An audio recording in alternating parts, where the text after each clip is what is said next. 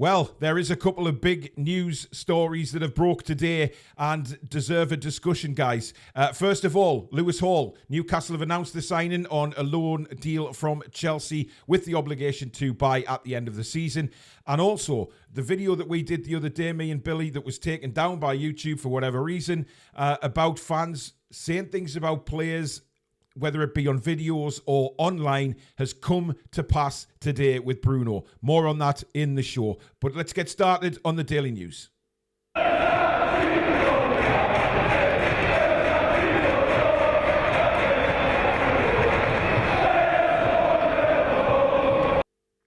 everyone, I'm Paul. Welcome back to the Toon Review YouTube channel. And of course, this is the Daily News. We haven't done one for a while. But wow, a couple of big stories to bring you today. The first one obviously being Lewis Hall and of course Bruno, which we'll come on to. But first of all, if you do enjoy today's show, guys, please don't forget to give it the thumbs up. It really does help us in the YouTube search results. And of course, if you're new and like what you see, help us get to 23,000 by hitting that subscribe button. Completely free to do so. And also the notification bell, which will let you know when we go live or upload any videos in the future. So thank you very much indeed for that. Right. The first story is there, of course, Newcastle announcing the signing of Lewis Hall from Chelsea. It is a loan deal for the season with the obligation to buy at the end of the season. I think Newcastle worded on their website basically to make it permanent next summer based on performance-related criteria. Now, obviously, they're not going to release to us what that criteria is. We just have to wait and see. It's as simple as that. But this guy is a fabulous young player. 18-year-old. He's got so much to offer Newcastle United. Probably a future England left back. You know, we've got Livramento, who's possibly an England future right back as well. So the future in our full back positions, for me, is now secured for years. It really is. Lewis Hall, Billy mentioned him a couple of times last season. We also mentioned him when he played against Newcastle United. There was once at St James's Park, he took a couple of players on and then hit a right foot diagonal ball to the other side of the field. This guy is just massively talented and can't wait to see him get started for Newcastle United. He comes across very well in his interview. Of course, the whole family of Newcastle United supporters. He and his brother have been pictured, when they were kids in Newcastle gear, etc. So it's fantastic that, for that family to have their 18-year-old son, grandson, whatever it may be, playing for the team they've supported all their lives. I mean, it's a dream come true, really, isn't it? So massive congratulations to Lewis Hall and a huge welcome to Newcastle United. Obviously, we're going to do more on Lewis Hall tonight in the live show. We have another news show tonight, but we will be covering Lewis Hall and, of course, further going on to the Bruno story, which is taken social media by storm this afternoon, but we'll come on to that in a second.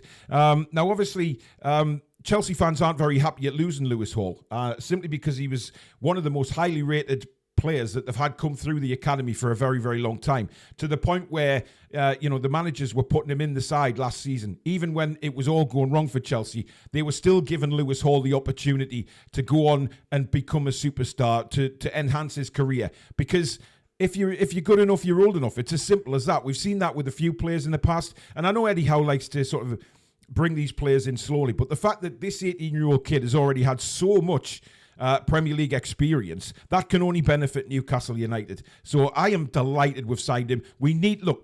Dan Burn, brilliant. He's done brilliant for us, hasn't he? And, but he is restricted. He's gone to the highest level he can go to. This kid can take us to that next level. He bombs forward, he can defend, he can cross a ball, he can shoot. He's got it all. And under the guidance of Eddie Howe, I think he will only get better. In fact, much better. International star, and we've got him for years to come, which I think is absolutely fantastic, providing, obviously, he hits this performance-related criteria, whatever that may be. He was named Chelsea's Academy Player of the Year 2022-23 season, just 2 years after Tino Livramento won it at Chelsea, of course. And he was presented with the award on the pitch before the 1-1 draw with the Magpies in May. I just think it's incredible, really. We've gone and got these two fullbacks in, and it takes our transfer window rating to 9 or 10 out of 10. If we got another centre-back just to cover, then it would be a straight 10. So it's a 9 or a 10 at the minute for me anyway, with the players that we've already brought in. Now, what he went on to say was, I'm very proud. Me and my family are Newcastle fans. And for me and my brother growing up, it was drilled into us that we were Newcastle fans. It's a big club and I can't wait to get started. He also talked about gaining a lot of experience last year in some very big fixtures, which he certainly did. But to be here now at Newcastle, the club I've supported since I was a kid, I'm honoured and very proud to wear this shirt. It's very exciting when you look back at last season on the way the team performed, not just the results, but the performance the team were putting in. It was amazing. And, I said this when Livramento signed, the players, whether they be youngsters or veterans, it doesn't matter. Players are noticing Newcastle United now and noticing how well they are playing and noticing that they are heading up the table and the project and the process is all going the right way. It's brilliant. It really is brilliant. And I just can't wait to see him get started on the pitch, to be honest. So I'm really, really looking forward to it. He also, Eddie Howe says, I'm delighted to welcome Lewis to Newcastle United. He's a player we have tracked closely, as have a number of clubs, so it's very pleasing to secure him and to add a player of his quality, versatility and high potential to our squad. I'd like to thank everyone involved for their tireless work to bring the players in that we have. Many people have seen that comment by Eddie Howe as a final sort of thank you to the board for the transfer window, but on the flip side of that, there's other people thinking, maybe, just maybe, there might be an opportunity for one more player to come in, whether that be on loan for the season just to cover the centre-back position. But only time will tell on that. Right, we shall move on to the quite big story that's broken this afternoon, shall we? Involving Bruno. Now, as you can see from the headline at the bottom, Bruno's angry response to a tweet that was put out on Twitter. Look, me and Billy did a video on Sunday or Monday, whichever one it was, and it was taken down by YouTube. Somebody obviously complained about it. We didn't name any channels. Everyone knew who it was. I'm pretty much sure of that. But it wasn't really to dig anyone out. What it was to make people aware that these footballers that we support, they will see and listen to things. They're only human at the end of the day. And we all know the majority of them are on, they'll watch YouTube or they'll go on Twitter, etc. It's plain and simple obvious that does happen. And we did put the warning out there saying things could escalate. If players see this, like barbecues or having a real dig at them, not criticising a performance, because I think the players realise that the fans have a right to complain. If the players don't play very well, it's an opinion. But when you start hating on players and you see tweets going out, especially this one that Bruno's replied to, saying that, listing a photo of our midfield and is it time to start blaming individual players?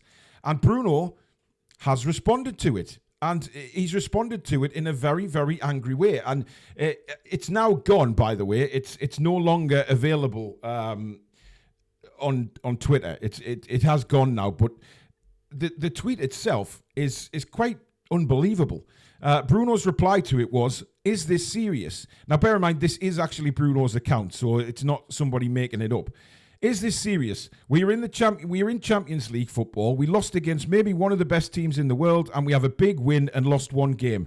Support in the best moment is easy. Short, stupid memories you all have," with a sick emoji. "Look what we have done for the team this 1 year and a half." So that is Bruno's response. Now, look, as I say, that response has gone now, so I think the club have acted swiftly and asked Bruno to remove it, because obviously it's understandable. But you can see there, Bruno is angry. And we said this would happen. Bruno, he's taken so much flack lately for ridiculous reasons, let's be honest. And part of that will be ridiculous YouTube videos coming out, ridiculous tweets going out about our players, because we've lost one game against the triple winners. Are you having a laugh? And now we see our players getting upset because of stupid tweets, stupid videos, and Bruno is just trying to stress there, saying this tweet can't be right, and photoing the four midfielders that we have and asking, is individuals now going to get the blame? And it annoys me, right? I said that in the video the other day, and for whatever reason, someone obviously complained about that video and it was taken down by YouTube. But we were just trying to stress a point that it starts affecting players. And we've seen it now. It is affecting Bruno quite clearly. And to be honest, Bruno's probably not the only player that it's affecting. You know, it's just got to stop. And all right, Bruno's tweet is gone now. I think obviously the club, like I say, have acted very quickly and decided that enough's enough. You know, you can't be putting things on like that as a Newcastle United player. But why not? Why not? I think he can. I think it's great that Bruno's responded to that tweet because it's about time. The absolute bullshit that's been spoken and written about Bruno in the last, 5 days is ridiculous. Absolutely mind-numbingly ridiculous. And to be honest, I'm so proud of Bruno for coming out and defending the team, defending the club and saying, are you having a laugh here? What's this all about? This is pathetic. And he's right to do it. Now, you know, Newcastle said, no, it's not right. But for me as a fan, I'm delighted that Bruno's done that because A, it shows he really bloody cares. And B, it also shows that he's proud of what the team have achieved. And rightly so, he should be. Every single one of them from last season should be absolutely honoured to what they did and proud of themselves for what they did for that club last season. But there is too many knob jockeys on Twitter, on YouTube, whatever it may be, who want to destroy players by hating on them. Now, I've said there is a big difference, right? A big difference between criticising a performance on the pitch to hating on a player, right? I learnt the hard way with Joe Linton because I did it myself, and that's why I now know, right? A lot of people did it with Joe Linton, not just me, but a lot of people, right? We crucified Joe Linton, didn't we? A lot of us did. There was the side that said, yes, he'll come good, and they've been proved right, and I'm bloody happy about that. But Joe Linton is now my favourite player at Newcastle United. So, you know, I will admit that it was wrong for the flack that Joe Linton got. But I'm in a different stage now where we can look back as a channel and think, right, you know, yes, we can look at the performances, we can criticise that individual game itself, but hating on a player, saying the players are secretly going for barbecues and talking to other clubs, this is what the team sees. And it has to stop. You know, ridiculous tweets like that, ridiculous videos, whatever it may be, this has just proved our point as to why we did that video. Because we said it will come to a point where it will affect the player. And look, how do you think Bruno's going to feel? You know, he was worshipped last season, and then he sees ridiculous tweets and videos and things like that going on about his performance or the team's performance, and is it time to start blaming individuals? You know, blaming individuals for what? It doesn't make any sense. Why is somebody blaming individuals? It's ridiculous. But you know what? I've said my piece, and I can't say much more because, you know, I don't want YouTube taking another video down because somebody makes a complaint about it. You know, we were highlighting exactly what's happened this afternoon in the fact that Bruno has had to come out and respond in that way to a really silly tweet. It has to be said. It was, whether it was worded the wrong way or not, I don't know. Look, it is what it is. It's done. But for him to have to reply to that just shows me that it does affect the players. And it does put in the mindset. You know, if Bruno's thinking about signing a new contract, remember, how's he going to feel when he sees that? It's just stupidity of the highest order. And it needs to stop. But there you go. Let me know in the comments what you think. Are you delighted about the Lewis Hall signing like me? And, you know, was Bruno right to come out and do that? Even though that tweet has now been taken down that Bruno put on there, which is obviously under the club's guidance. But is he right to come out and express his anger at seeing things like that? Because it's one game against Manchester City and the world's turned upside down. But you bet your bottom dollar that we go out against Liverpool, and if we win, all these people that have criticised and said that Eddie Howe out or players aren't good enough and things like that, they'll turn around and be totally hypocritical. Now, as I say, I've made mistakes on this channel. We all have, you know, with Joe Linton, etc. But you learn by your mistakes. You know, I say that I criticise Miggy a lot because of his performances, but I'd never hate on him. I love Miggy as a footballer, and I just love what he brings, his energy and his attitude and things like that. But if he has a poor game, I'll say it. I'm not going to bullshit anyone. Neither's Alex and neither's Billy. We're here to tell our feelings, our opinions, and that's what we do when we're in the chat on the live show. So it should be a very interesting live show tonight, guys. So if you're watching this on Tuesday, 7 o'clock tonight, you don't want to miss it because I think there's going to be some very, very strong points made in the live show. But let me know in the comments below what you think. And as usual, if you have enjoyed the show, guys, please do give it the thumbs up. Keep us up there in the YouTube search results. And of course, if you are new and like what you've seen, please do subscribe. It is free to do so. And also the notification bell, which will let you know when we go live or upload any future videos. Just one point before I finish the video. The voting is now open for your favourite YouTube channels, podcasters, etc. for the Football Content Awards 2023. We made the finals last year.